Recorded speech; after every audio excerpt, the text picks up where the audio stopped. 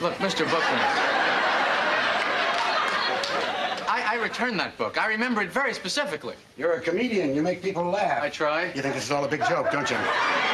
If you've seen Seinfeld, you probably remember Bookman, the library's investigator. Although fictitious, Winnipeg Libraries could have used him to track down this book, which was finally returned just before Christmas after 51 years. You took this book out in 1971. Yes, and I returned it in 1971. Yeah, 71. That was my first year on the job. Bad year for libraries. 1971, try 1968. That's when the Cornish Library checked out the book Sarah Binks to an unknown reader. It was due back in April 1969, but wasn't returned until the end of 2018. I think sometimes people forget that they have an overdue book out.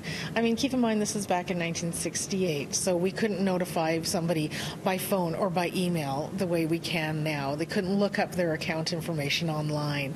And I think maybe just they forgot that they had it and it became part of their own personal book collection, and maybe one day somebody looked at it and went, hey, this isn't actually my book, and decided to bring it back.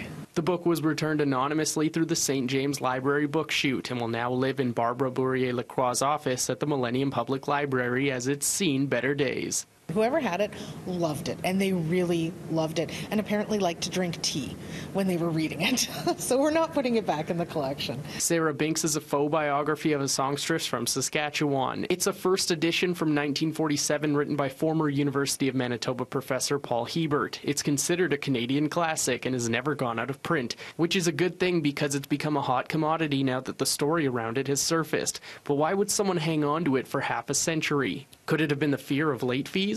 Look, if you think this is about overdue fines and missing books, you better think again. Bourrier-Lacroix says no, as fees for adult books are capped at $11. If they had come in to bring it in, they wouldn't have been thousands and thousands of dollars of overdue fines, which I think sometimes stops people from bringing library materials back because they think that they'll have hundreds and hundreds of dollars owing. So that's why we cap it.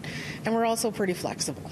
The last item returned this late was a vinyl record kept for over 30 years. The library has a message for whoever decided to finally return the book. Really glad that you enjoyed the book, and thanks for bringing it back. From Millennium Library in Winnipeg, Mike Albanese, City News.